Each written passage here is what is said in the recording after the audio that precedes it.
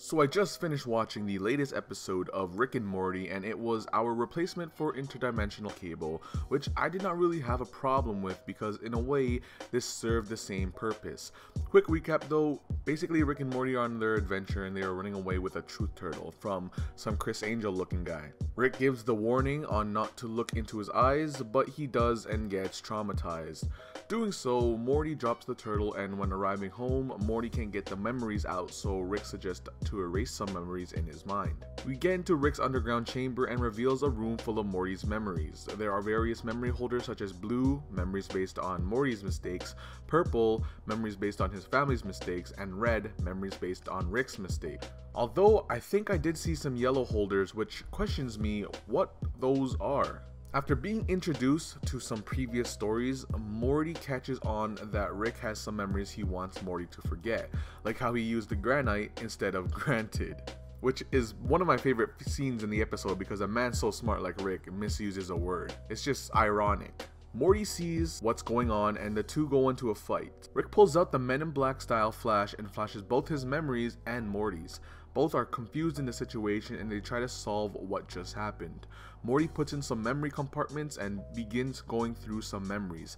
He goes slowly one by one and tries to see what Rick has to do with it. He's starting to catch on what has been happening and he intakes a lot of memories, which makes him go crazy. After taking in memories, he wants to kill himself and Rick partakes in it too, but Summer casually walks in and saves the two. She leaves them on Interdimensional Time Cable, and once they wake up they notice they fell asleep and blame Summer. They decide to go on one of their adventures and Summer calls them out on their banters and thus ends a good replacement for Interdimensional Time Cable. The end credits was a Jerry moment, and just after I made a video on quote unquote defending Jerry, he ends up fucking up and kills Kobo. Like, come on, man. I was rooting for you. We were all rooting for you. To begin, I wanted to say that I actually had predictions where we were going to delve into Rick's backstory as well, especially seeing Evil Morty in the previous episode, but we got these mind blowers. It's nothing bad because since it was a replacement for Interdimensional Cable, it basically served the same purpose with mini clips of stories. I really also enjoyed some of the references to popular films like Empire Strikes Back and E.T., and I think the one with the demon inside Morty was a throwback to Exorcist. I'm gonna leave this one open because people got worked up when I put The Wire instead of Training Day in the previous episode. Anyways, these small clips as well were pretty entertaining too. The smudge conspiracy with the Moon Man and then having him end up killing himself because of Morty, or the interrogation with Rick and Morty and that creature. I mean, hell, Rick made a good point. If we can kill our enemies but not jack them off, how are we any better?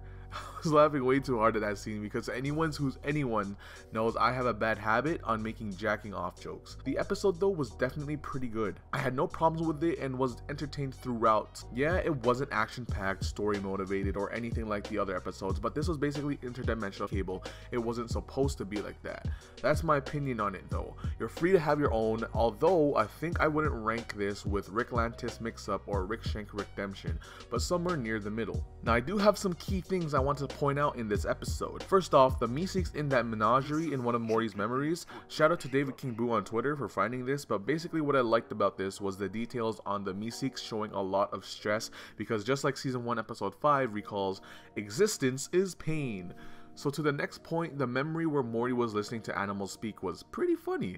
Then he met squirrels, and that's when the twist took an even bigger twist. Some secret Perry the Platypus animal agent animals turn out to be far more than average squirrels. Morty makes it obvious while staring at them, and the squirrels look suspicious. They follow him, and more squirrels continue to follow him where Rick needs to solve the mess. He stuns them and tells Morty they need to move realities and recalls how they only have a limited amount. Now this questions me. Did Rick and Morty change realities again or what? Maybe in the replacement reality, Rick solves a problem but both die from another exploding machine from out of nowhere. We can assume that they did, but there isn't visual evidence as well. I don't know really. I'm a bit torn on this. Like I said though, you're free to have your opinion on this, all power to you. But speaking of this, we also see another key character in the episode, Mr. Poopy Butthole. And if you do not know why this character is key, well, following the save points theory, a link in the description and video card, we have two separate universes in the show, C-137 Rick and Mr. Poopy Butthole Universe Rick. The reason I have this as a key point is maybe or maybe not his theory was actually correct, which means we do follow 2 Ricks at some points. Since this one had a Mr. Poopy Butthole in it, this one is the same as Season 2 Episode 2 and Episode 4's Dimensions. Although the problem is we only see a glimpse of him, and I think that maybe it is a C-137 Mr. Poopy Butthole, or they went to that universe and met a Mr. Poopy Butthole.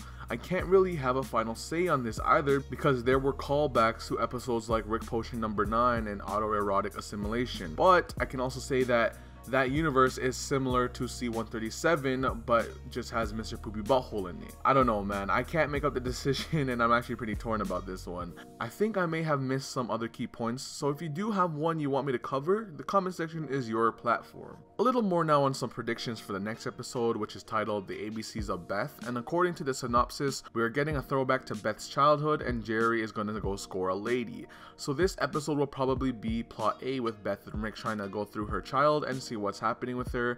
Rick made some sort of land for her, but she seems not to like it, so we may see some complications with Beth and Rick. While for plot B, we are going to see Jerry score a lady and probably be all lucky with her, then luck out where the end of the episode we could see the reuniting of Beth and Jerry. That's just a small prediction though, don't really have a lot to think about the episode except it being plots for Beth and Jerry. So that was my take on this episode. Definitely was an enjoyable one, and now we have 2 episodes left for Rick and Morty. I don't know what I'm going to do with my life when this season is over. Oh, I do. I'll watch it from season 1, episode 1 all over again, thanks to this paid promo. No, I'm just kidding. But honestly, this season wasn't lackluster as many has been misinterpreting my videos with. I found this season entertaining and amazing, but I will say that I enjoyed the previous season slightly more. I say slightly more because season 3 killed it with Rick Shank and Rick Lantis. But hey, if you want to say otherwise, all respect to you. Opinions are opinions no matter what. I think that is all though. Very enjoyable episode and finally preparing for what's next to come. That was all. I hope you enjoyed the video. Special thanks to these Patreon producers and thank you for watching this video. If you want to support me even more, you can check out the Patreon links in the info card or in the description down below. I do have some more videos on my channel, so if you are looking to kill some time, watch some of my videos. Other than that, you guys have been a lovely audience. My name is Jay, and I'll see you guys in another day.